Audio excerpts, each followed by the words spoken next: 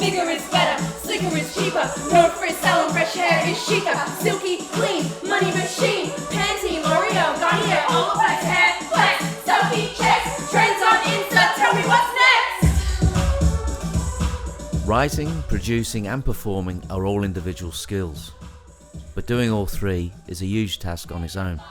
For three young ladies, Hayley Wisson, Fiona MacDonald and Linnea Tengroth, all three skills were achieved by these three in their own theatre production called Hair. Tina Turner, up the texture, short like Dora, bangs like Jessie, Jane Fonda, second stronger, bleach it, babe, and Beyonce slay. All girls want that good hair day. I'm looking back for my future, right into my past, to help me make a decision, better make it fast. I'm banking on life, stay strong, I'm gonna change my tune. I'm holding on to a feeling, and that feeling is you. Is it fake or is it real? Changes that I feel, they remind me.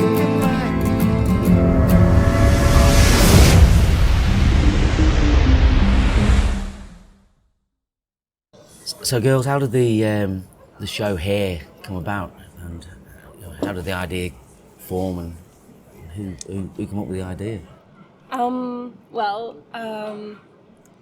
I kind of had this idea. So we were still at WAPA, and for the past year, my hair had kind of started falling out because I was always straightening it, and I had this kind of like hate-love relationship with my hair. Like I really wanted it natural, and I saw on Instagram all these like beautiful girls with these huge afros, and I was like, oh, I really want that, but I don't really know how to take care of it, because every time I try, it's very like, it looks good for a day, and then it's like crazy. I know the feeling, I've got the same sort of hair. Yeah, exactly. So, I had this idea. I was like, women and hair, it's such a like complex thing, and it's so political, and we started talking about it. Like I approached Hayley and Fiona, and they also had like something about their hair, like whether it's body hair or Right.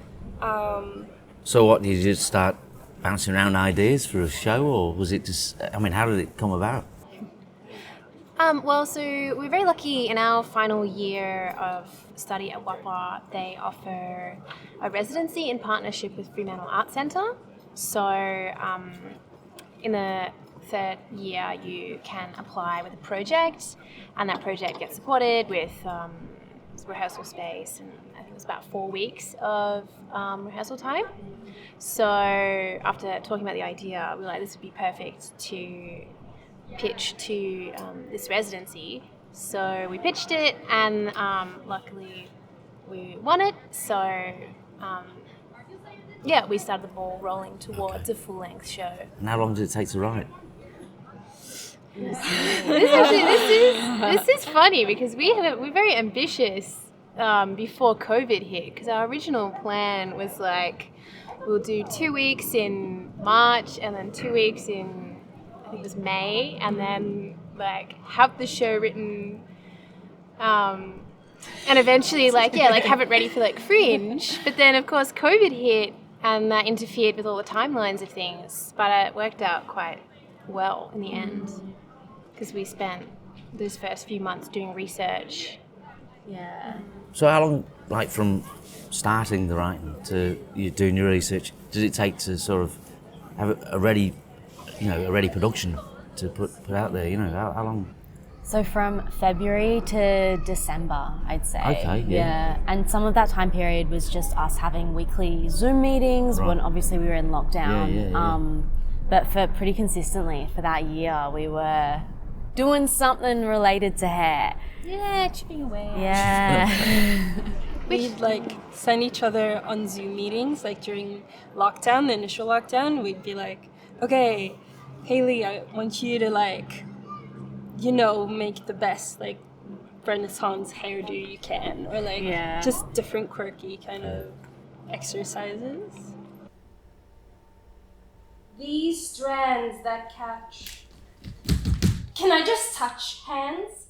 I've never seen before hands. I didn't mean to stare hands. Wow, your hair is so different hands. The wondering wanting make me stand still while you touch my hair hands. The I don't know where they've been sweaty hands. My fluffy, fuzzy cotton candy attract a white finger touching feeding frenzy. Are you going to try and progress this show into something else and rewrite it, or you don't know? Hope so. I mean, that would be the dream. I think like we've put in a lot of work up until now. It'd be great to like continue building and build the show and then try and sell it further afield. I think like for it to have a longer season would be great. I think we've got a lot of feedback across Fringe, people being like, only 5 nights. Okay. Which I thought was long for myself, but then with the longer the... So can you see it going international, interstate even? Wow, international would be great. Have you had any offers? No? Any offers? Not yet. No? Not yet. Okay, but you got a production company, haven't you? Tell us a bit about that. Yeah. So we I think we just really love working together, and we're all really passionate about female, like showing issues through sort of the female gaze and through these perspectives that are very like close to our hearts. And we created LadyBusiness Productions to try and show more stories through those sort of like female perspectives. Right, and with WAPA, that's West Australian Performing Arts, is it? Yes. Okay. Do you feel that, you know, being female actors and writers and production or producers, do you feel that women are not given the same opportunities as the male folk? I think it's a lot better now than it used to be, yeah. so we're lucky in that sense. Right. I think the culture at WAPA has been... I'm not trying to put it down, I'm just saying, like, with the industry itself, you know, I wasn't, you know... But... Well, I think the interesting thing is, for our course in particular, we had more females in the class than males. Right. So I think there is a bit of nature of... There's more females in the creative space, but then... like I guess less opportunities to balance out those numbers. I feel like men, in some cases, it can be hard to come by. Like they're often looking for like, oh, we need a male lead or a male counterpart for this. Yeah. And so in some senses that might be. So your aspirations are to be actors or to be writers or producers or all three? Probably all three. Yeah. I mean, you don't get into something just to do half or even a third, do you? You get into an occupation to experience it all, don't you, really? You know. And there's something about, like, writing a show, producing a show, and acting in a show that's pretty, like, you know, it's a real sense of, like, we did that, you know, real sense of achievement at the end. And, you know, like, obviously, when your first show opened, obviously nerves were a factor there. Because the show itself is quite open to the audience. Like, there's a lot of space for the audience to react. I think definitely first night, because most of our rehearsals had been either to just our creative team or a handful of like other mentors or people giving feedback. To open it on the first night was really exciting and also surprising, I guess, to have that audience feedback that we hadn't had throughout the process. And so, I think by the time we got to the 5th night, it was less surprising. You get to enjoy that relationship between the audience and performing. And what's the feedback from the audience? I think we had a lot of women come up and tell us that it spoke straight to them, or like particular scenes would speak to particular women differently. So there might be like, that was exactly my experience in high school, or I've had the same thoughts at the hairdressers.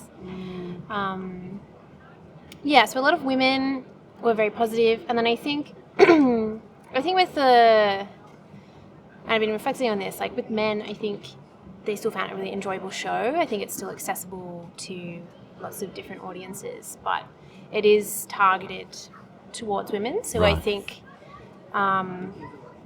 we did have like some mixed reviews, but I think it was mostly maybe Positive? guys that were looking for a deeper exploration or a deeper, not exploration, but explanation of what it's like to be female with body hair and hair. Whereas, we were definitely prioritizing female perspective, which doesn't need to over-explain about, like, some of those processes. Explain well. A lot of guys also came up and were like, wow, I didn't know women like went through all that, and they're like, I feel like my world's opened up, like, that's like they don't think about everything. It's and we portray it in quite a like comedic way as well. Yes, Ken. Still want me to go down on you? Yes, Ken. He kisses my belly, my thighs. It was interesting because there were quite a few men who, mentioned thinking about their mum, like throughout the show, or like a partner. I think probably like the next most significant female in their life, comparing those stories that we were presenting with that person's experience. Oh, no. Well, the rest of your hair's fake. Why would this be an issue? Fuck off. I grab my stilettos and go.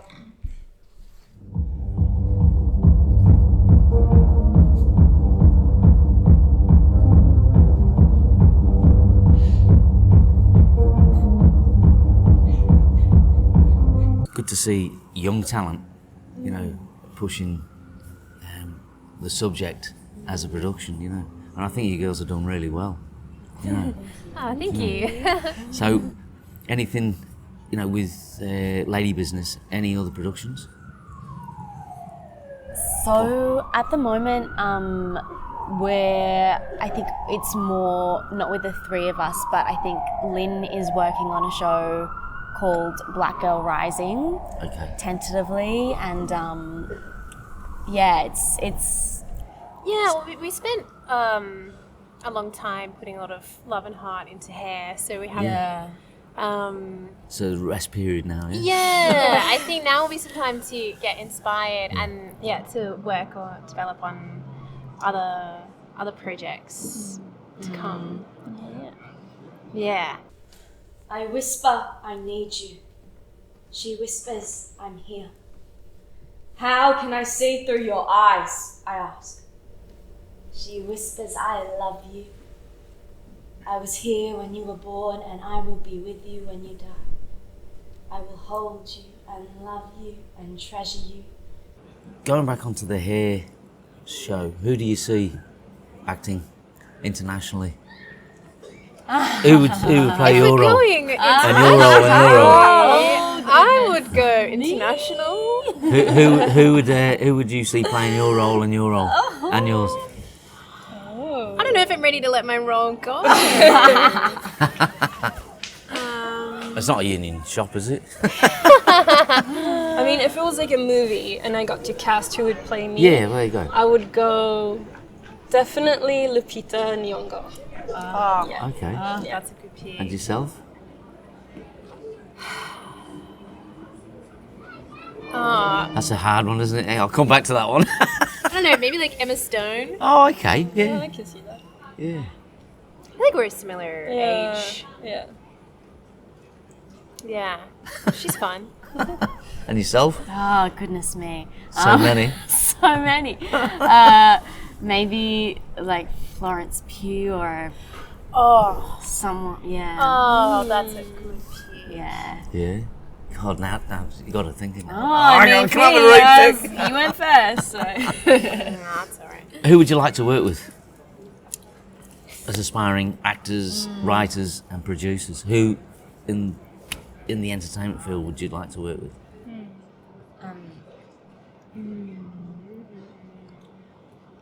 To start off with, I would just go performing lines as like the next step. I think they do great work throughout Australia, and they're really like supportive, and yeah, I think there's like great opportunities with them. Yep. What actors would you like to work with though? Oh. I mean, I love working with these lovely ladies. Yeah. Like, I'd be very, very keen to do something It was else. like me with my producer. You will not be seen. Hey? It's so nice because making a show together, you know, you go I through so understand. much stuff. I know. And you don't want to share it with anybody, do you? It's Well, it's also, I think we have like a shared language that we've developed over studying together as well as making the show last year. But you need to progress. I mean, Yeah, I think Yeah. we would be interested in trying some different directors or having some of those other roles filled. I think, particularly the show Hair, we're all enjoying performing and writing, and so having somebody bring in the directorial view would be interesting. But we had a lovely team for Fringe. And did you, obviously, you had people managing the stage for you in the show? Yeah. So we had a director, Kylie Bywaters, who is fantastic. Yeah. And we had an AD/sound designer, Finn Ford, and they're phenomenal as well. And we had a choreographer for the opening section, Sam Horton. It was very up and coming. And then, lighting designer, Kat Johnston, Yeah. Yeah. legend. Good people to work with. Yeah. Yeah. It was really nice. It was a very supportive team. And particularly with Fringe, it can be so high pressure. It's often your bump in's very quick and your bump out's very quick, and also like, getting in that plotting time for a show can be very under the pump. And so it was so nice to have such a supportive team that process went like mostly smoothly. Yeah. And the State Theatre Centre was a lovely venue. They were also very supportive. I know this was their first year running a Fringe Festival collection. And so, they were very nice with venue support and like marketing support, a lot of those kinds of things. They're a good point of call for any questions. I carry with me my own fur coat, My own silk robe, my crowning glory, a thick outer lining, self-defining, bejeweled and shining, gravity-defying, boundary-breaking and redefining the rules. smooth and sleek, elegant and sweet. An act of self-designing to touch me would be a treat. An armour against wanting hands and hungry eyes. A forest for street howlers' calls to get lost in. Okay, so where do you find the future of hair? So, redeveloping this, remounting the show as is, maybe interstate or internationally would be awesome. But it would be also fantastic to have a redevelopment of the show with people who have different kinds of hair and who have different kinds of heritages, if you mind the pun. And different experiences and come from different cultural backgrounds with their hair, so they can bring things to the table that we didn't know. Right. Like people with hijabs, for example, or people from like different countries and who have been oppressed with their hair in different ways. Right. I think that this first draft of the show has obviously come from our personal stories. Right. And so I think we have some really beautiful stories in there, but it would also be nice to expand in a few different other directions alongside that. It would be great to continue working it for a longer season and apply to different venues, and hopefully, have it be supported by a grant. That's what you want, isn't it? Yeah. Yeah. Oh, Always dear. striving to pay our artists. Yeah. Charms, my curls stay unharmed. Royal, unique, complete. My robe is a sign of affection to myself. I will not be robbed of a layer of myself. Atop my head rests a heavenly halo. Holy, fully myself. Pampered to perfection, I am deserving of my time. My self-worth is mine. Oh, how I shine. So just tell us about the Fremantle Arts Centre. Oh, it's lovely to be in Fremantle. It's actually, it's funny because that's our second time working there. Yeah. While we were studying, the first time we all collaborated was at our site-specific performance that we were developing as a cohort at Fremantle Arts Centre. So it was nice to be back in the halls and making work. Yeah. They're very supportive of emerging artists as well, and very encouraging of making new work and new space. Yeah. New work and new creatives. Yeah, new shows. So the Performing Arts Centre in Fremantle is obviously different to the Fringe Festival. Yes. So Fremantle Arts Centre is predominantly visual arts. They do some music sessions as well. A lot of their residents are usually visual artists or sculptors and sculptors. Right. And so WAPA has a good relationship with Fremantle Arts Centre that enables us to have that opportunity as recent graduates trying to emerge into the art sector, which can be a bit difficult if you haven't got a big resume behind you. Yeah. People are often looking for all that experience, and it's hard to get it straight out of university. Not a cub, but a lioness, natural as I was born. Head held high as I flaunt my crown for all to see. Watch me stride, filled with pride, majestic, Her Majesty. So what does the show Hair mean to each of you as individuals?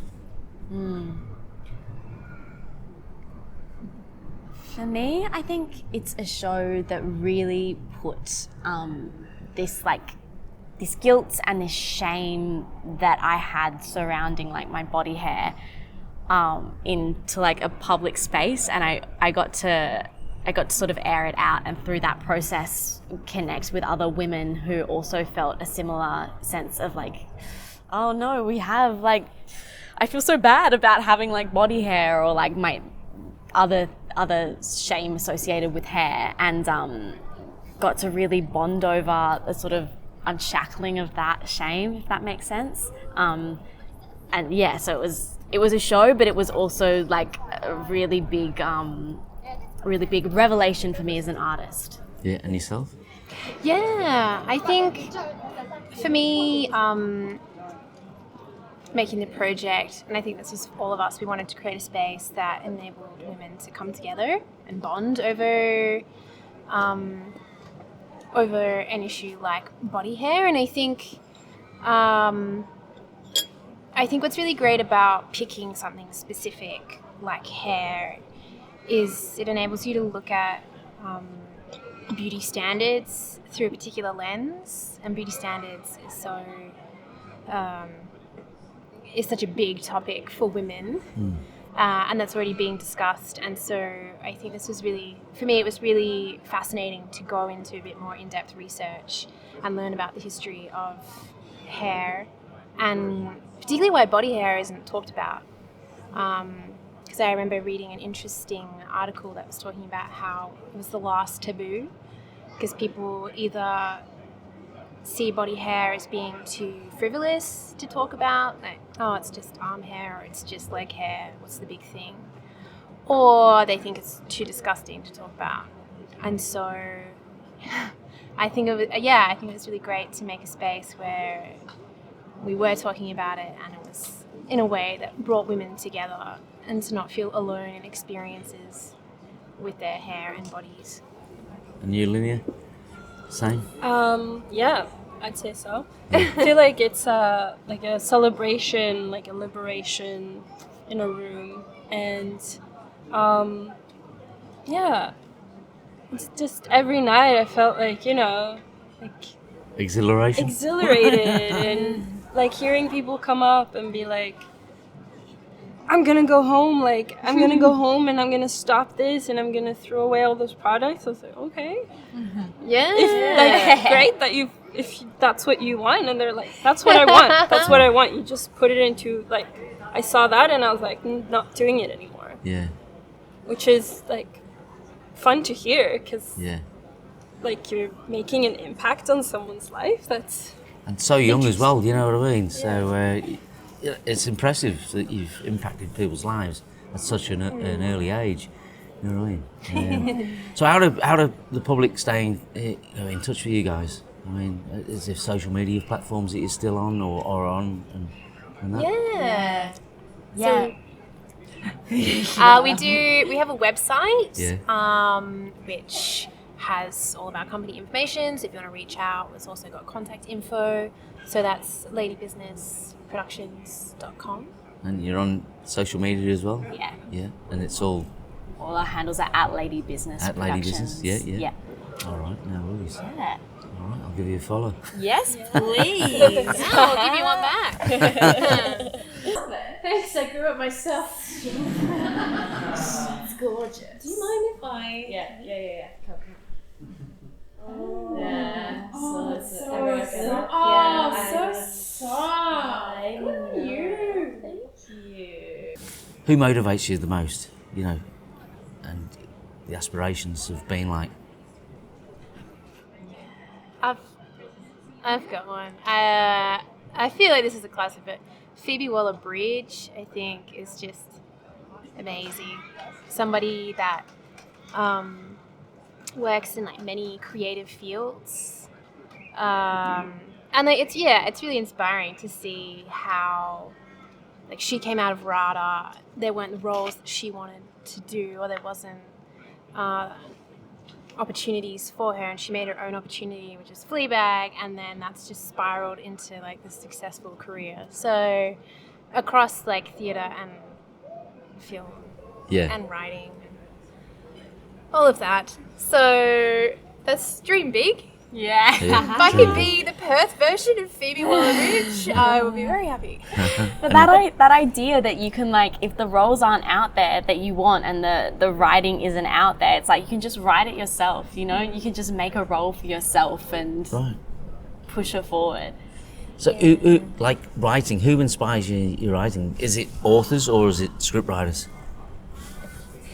More playwrights. Playwrights? Yeah. And I'd who's say. that? Oh, I mean, have you got any male idols that you've... Well, I mean, you know, I mean, it's not just female. I mean, No, of course. obviously, male and female. I mean, I'm inspired by female writers and actresses and singers. So, you know, have you got any male sort of, what would you say, idols? I think, unless you've got something. Well, I was gonna say Lin-Manuel Miranda's like his writing and the form that he uses is so inspiring and exciting. Yeah, would love to sort of emulate that in some future work. Yeah, I think like my writing style can be quite poetic or surreal. So I'm always really inspired by Sean Tam. And I know he's mostly a visual artist, but I love his visual artwork, but also the short stories that he writes I find really inspirational and very rich in imagery. I'm much more visual, so a lot of the writing that I like can be quite short. And yourself, Linnea? I like poetry. I like reading poetry. Yeah. Right. I really love Rupi Kaur's work. It's like short and sweet, but like with so much power. Like you get so much out of those few lines. I don't know how she packs it in, but yeah. Writing is an art, and I I do, I'm inspired by people that can write, because even writing an op-ed is, it's like an essay is absolutely, it's, even though it's not a novel, it's still, there's a lot of work that goes into writing an essay, But you girls, you're an inspiration to Oh, thank you. to everybody. I mean, all right. And I enjoyed the show, watching it. Oh, thank you. So lovely to hear. That's so nice. No, it's good, and I wish you all the best and future success. All right. Ah, thank you. Thank you so much. All Thanks right. for your time. No, I do. I mean that. The show could be received as an attack on those who are from Mars, but it's the individual's interpretation of the show whether they're offended or not. Theatre Productions speaking to the Venus folk, while the male species sit quietly and nervously in obedience to their true masters. Goddess amongst goddesses. I'm a goddess, I'm a goddess. Goddess among goddesses. I'm a goddess, I'm a goddess. Goddess among goddesses. I'm a goddess, I'm a goddess. Goddess among goddesses. I'm